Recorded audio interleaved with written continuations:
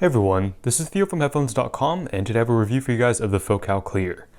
It's been pretty well established, if you have read any other reviews, that this is a pretty awesome headphone, and I'm perfectly happy to admit it.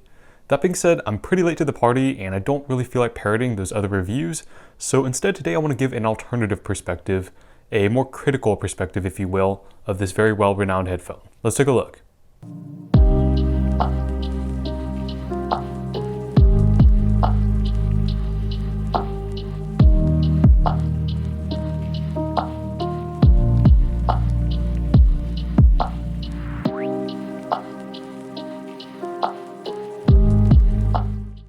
Okay, so let's quickly go over the presentation and accessories.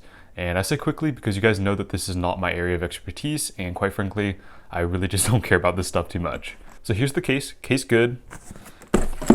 So over here is one of the cables. The cable is pretty jank, although you do get 3 of them in 3.5, 4.4mm, and 4-pin XLR, I believe. So quantity over quality with the cables. And then you have the Focal Clear itself, which is constructed very nicely. It is largely constructed of aluminum, and then you have these perforated ear pads and this headband over here. It does have a little bit of play to the mechanism, but I think that this is not necessarily a bad thing, as it does mean it is going to be more easy to get a comfortable fit with these headphones. And then something else that I want to point out that's pretty sweet is this spring-loaded mechanism at the ear cup itself. So that'll lock the headphone ear cups into place so that you don't have to mess around with adjusting them too much. Alright, and here you can see them on my head. Pretty nice fit, not the most comfortable headphones I've worn, but far from being the worst headphones that I've worn for comfort. I'm pretty picky about my headphones, and I think most people would be just fine wearing the Focal Clear for comfort at least. So for the overall sound profile of the Focal Clear, I would characterize it as a neutral warm listen. It is fairly well balanced, sans some quirks in the upper mid-range and the treble. In tandem with its technical performance, it is a more engaging listen that demands attention. So starting from the bass, you actually have fairly linear bass. It is pretty much exactly what you'd expect of a higher-end dynamic driver headphone. It extends fairly deep, certainly deeper than the Sennheiser HD800S that I have on hand, and I would also say it's on the faster end of dynamic driver bass. It is neither the hardest hitting nor as clean as something like a planar, but it's simply good, honestly, and I really have no complaints on this front. I would prefer more sub-bass, but that's more personal preference than anything.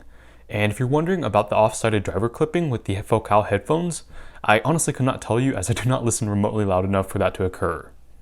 Now moving into the mid-range, this is where things get a little bit more dicey. The lower mid-range is fine, honestly. The transition from the bass into the lower mid-range is quite good. And right up until around, I want to say 1.5 kHz, it's all good, and then you have a bump in that region. This part actually sits fine with me. The first thing that I noticed about the Focal Clear is that it flies really nicely with piano. Piano tones in particular, they sound very exuberant and rich on the Focal Clear. I am not a musician, mind you, but they do sound very nice to my ears.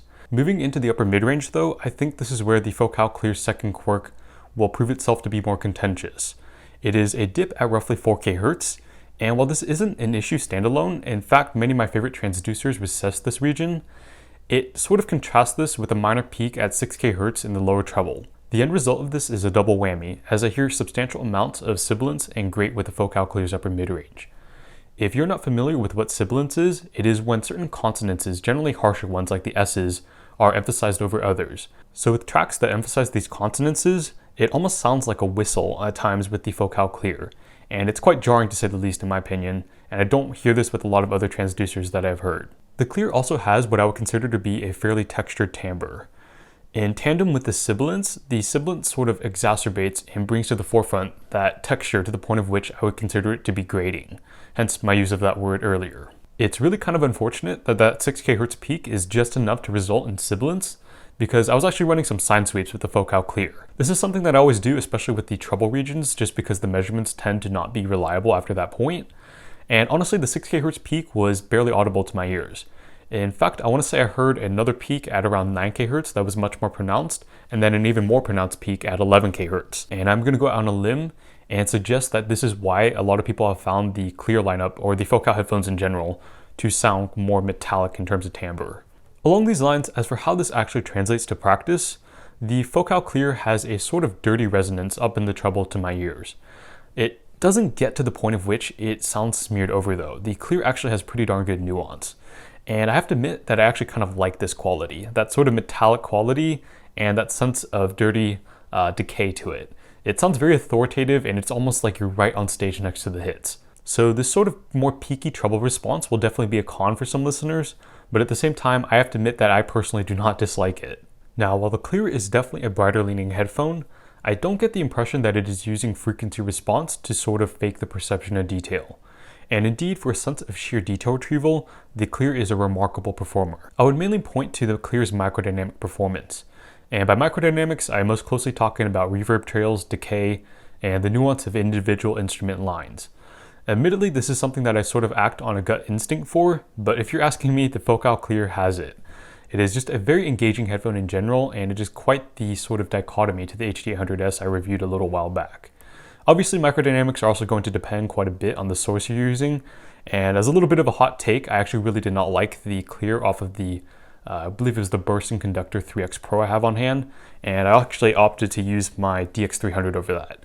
I just felt that the transients on the Burst felt a little bit in limbo, and that's sort of the quality that I look out for when I am assessing macrodynamics, which again, I am mostly acting on a gut feeling for, so take my words with a grain of salt here. But yeah, I think the Clear's macrodynamics really complement its macrodynamic performance. And speaking of which, the Clear has excellent macrodynamic contrast. If you're not familiar with macrodynamics, they are the decibel gradations, the peaks and valleys in any given track, and the extent to which a headphone is able to sort of scale and reproduce them. The Clear is simply phenomenal for this characteristic of sound. And a tip that I will point to so that you can sort of find out on your own which transducers have good macrodynamic contrast is if you constantly find yourself turning up the volume on quieter parts of tracks and then turning down the volume on louder parts of tracks. Now, while that might seem a little bit counterintuitive, that does mean that a transducer is scaling those gradations, and that is exactly what you want out of a more engaging headphone like the Focal Clear is. In fact, I actually had to watch my volume the first couple of days I had the Focal Clear, just because I wasn't completely used to that level of macrodynamic contrast. That said, if I had a bone to pick with the Focal Clear, it would probably be the macrodynamic weight with which it articulates dynamic swings. This is sort of the second subset of macrodynamics to my ears, and it's a little bit hard to explain what I'm talking about. But if you've ever heard a sort of maybe two-channel system or something like that, then you might notice a sense of pressure and sense of, I don't know, body to a lot of dynamic swings and those quiet to loud sections. While the Clear is a fairly punchy headphone with a good sense of immediacy, I do think it could use some work on this front. Of course, this is just me being an absolute nitpick. For most people, I think the most apparent issue with the Clear will be its soundstage size. It is definitely a more intimate soundstage, and part of the reason for this, in my opinion at least, is that 1.5 kHz bump. That sort of tends to make the overall presentation sound a little bit more boxy at the expense of bringing forward the lower mid-range. As a result, instruments do tend to sound a little bit more squeezed on the Clear, although I do think it maintains excellent positional accuracy of the instruments. Like most headphones, I don't really think the Focal Clear's soundstage depth is really worth talking about. So I actually reviewed the Sennheiser HD800S not too long ago, and personally I think that the Clear is sort of the antithesis to the 800S in many respects. Whereas the 800S sacrificed bass response and macrodynamics for a more sterile analytical presentation, the Clear is a more visceral, energetic expression of what a dynamic driver headphone is capable of. And here I want to reiterate that I have intentionally been very critical in my review of the Focal Clear. It is still an excellent headphone, one that I myself personally considered purchasing at one point. So if this is the type of presentation that appeals to you and you're okay with living with a few minor tonal quirks, then yeah, the Focal Clear is definitely a headphone that I am pleased to recommend. As always, I hope you guys found this video review informative, and I'll catch you guys in the next one. Thanks so much for watching.